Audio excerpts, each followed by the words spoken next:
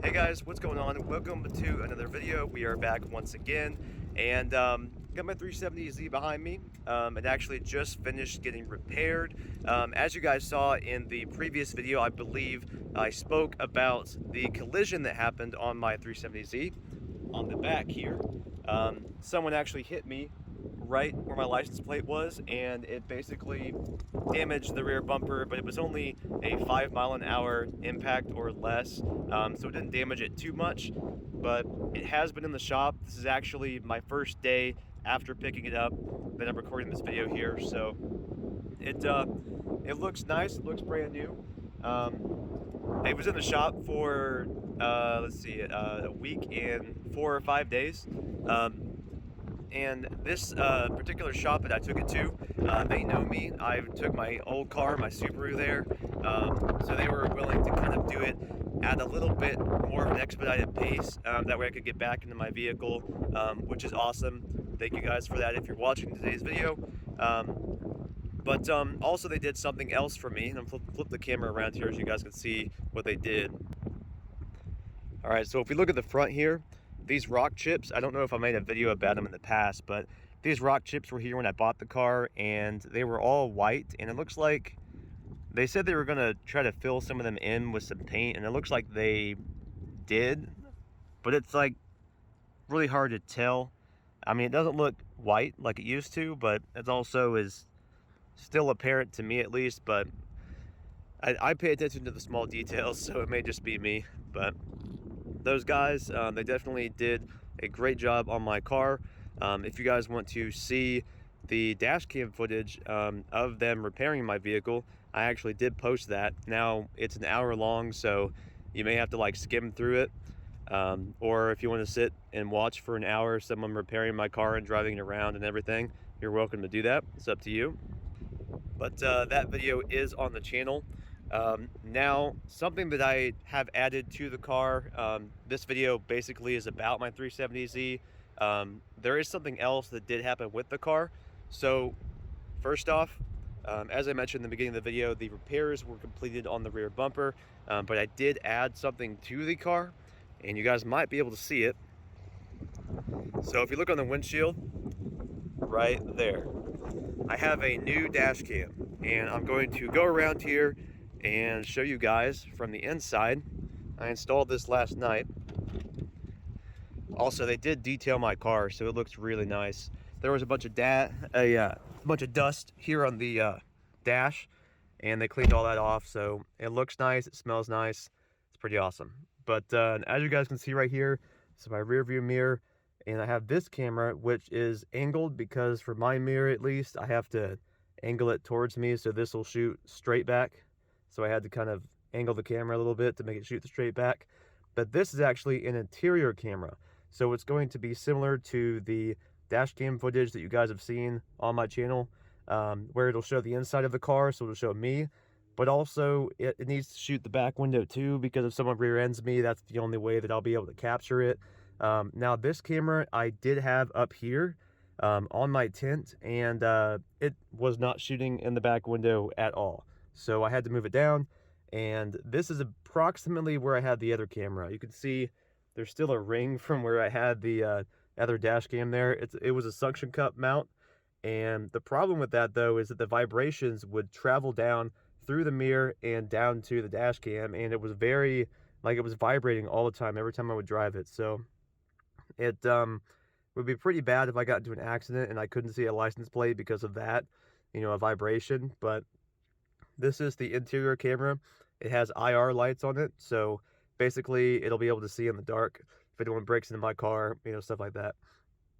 Sorry, my voice may sound kind of weird. I've got a sinus infection going on. But if we look up here, we've got the main dash cam. Now this shoots in 4K, and it's also connected to the cloud as well. But before I talk about that, I just want to kind of show you my wiring situation. So I've got a couple holders, I guess, like clips that are holding that, and then they run over here, and then they start to go into that trim piece right there, or pillar, and it actually goes all the way through here and then back underneath the seat.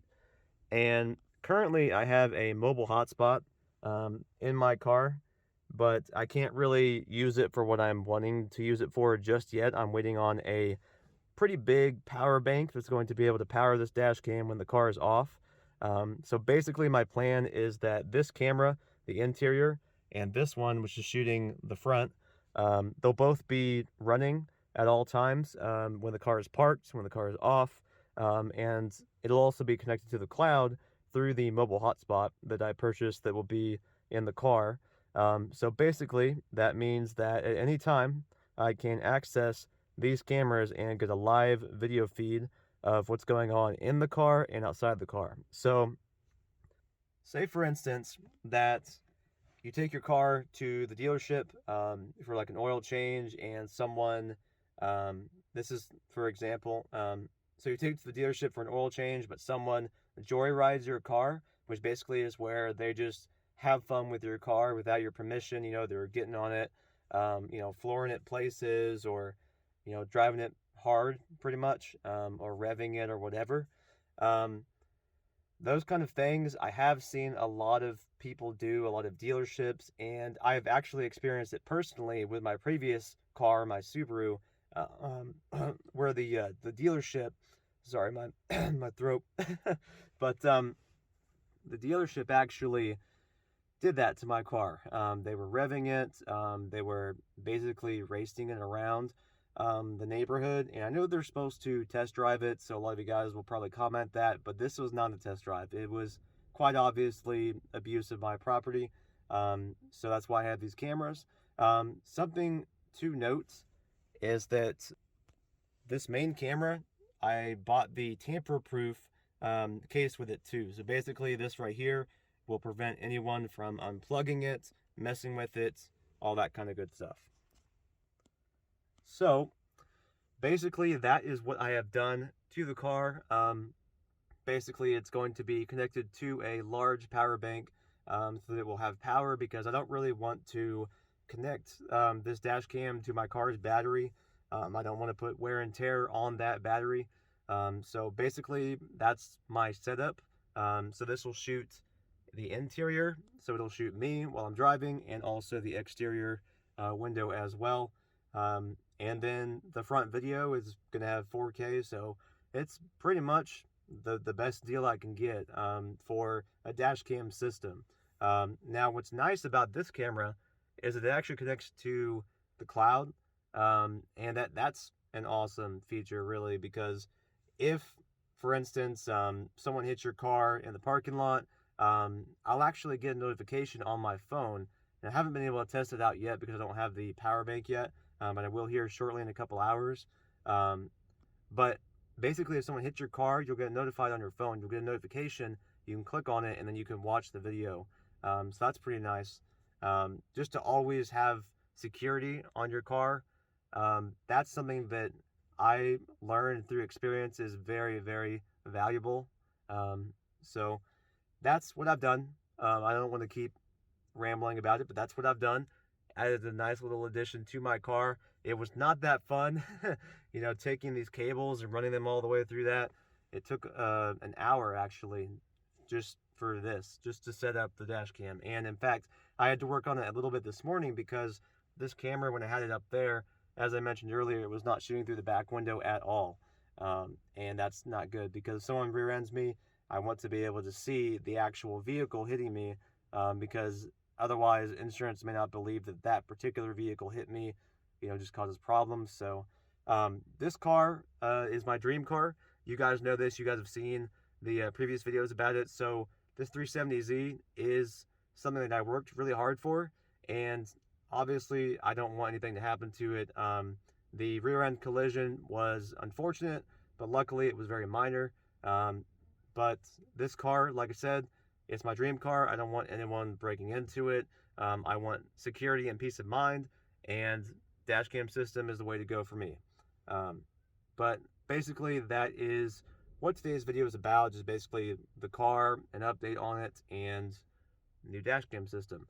Now, if you're wondering what dash cam this is, you may have seen it when I pointed at it, but it's Blackview. That is the brand that I'm going with. Blackview, I've been kind of back and forth about like, do I really want to spend the extra money to get this or not? But with this car, it's an investment. You know, I spent quite a bit of money on this car. So, like, having this is well worth it, honestly, in my opinion. Especially with me, the work that I do, I'm driving around all the time. So, at any point, I can get into a wreck. Drivers in this city are pretty bad.